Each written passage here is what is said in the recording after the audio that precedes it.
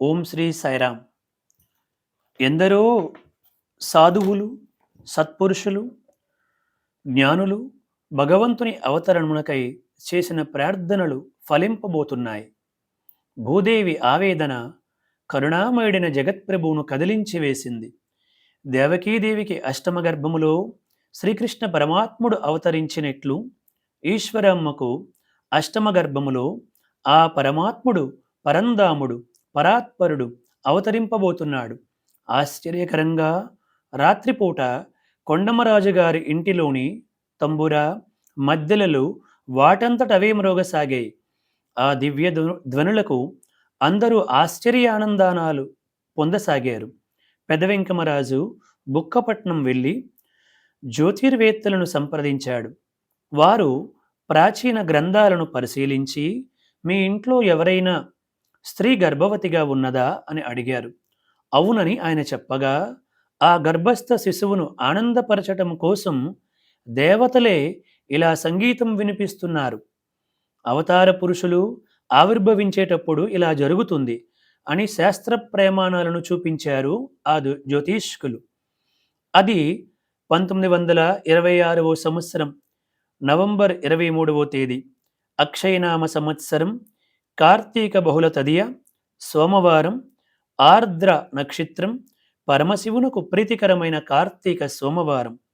ఆ తెల్లవారుజామున 4 గంటల నుంచి ఈశ్వరమ్మ పురోహితులు వారింట జరుగుతున్న సత్యనారాయణ స్వామి వ్రతములో నిమగ్నమై ఉన్న అత్తగారిని అనేక పర్యాయములు పిలిపించినప్పటికీ కోడలు ప్రసవించే సమయం దగ్గర పడుతున్నదని అనేక పర్యాయాలు కబురు చేసినా లక్ష్మమ్మ గారు సత్యనారాయణ స్వామి పూజ పూర్తి చేసుకుని ఆ ప్రసాదము తీసుకుని తప్ప ఇంటికి వెళ్ళకూడదని నిశ్చయించుకున్నది. చివరకు ఆ విధంగానే ఆమె కోడలికి ప్రసాదం తెచ్చి ఇచ్చింది. తెల్లవారుజామున 5 గంటల 6 నిమిషములయ్యింది. మలయమారుతం చల్లగా మెల్లగా వీస్తున్నది. దేవాలయ ధ్వజస్తంభంపై చిరుగంటలు సవ్వడి చేస్తున్నాయి. ఇంట్లో దివ్య మంగళ వాయిద్యాలు వాటంతట అవే మ్రోగుతున్నాయి.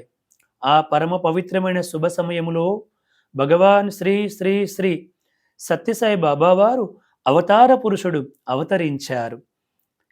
చెక్కిట చిన్న పుట్టిమచ్చతో ఆ దివ్య బాలుని ముఖం చంద్రబింబం వలె ఉంది.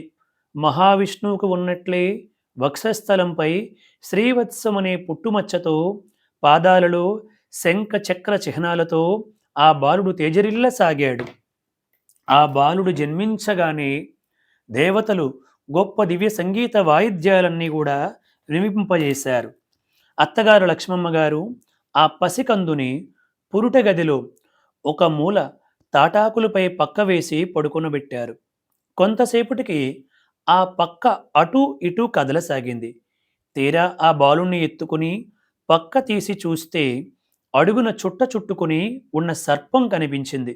పుట్టపర్తి గ్రామంలో సహజంగా చాలా పాములున్నమాట నిజమే, కానీ ఈ విధంగా పడక గదిలోనికి పాము చెయ్యవలే అమరి ఉండటం అసాధారణమైన విషయమే.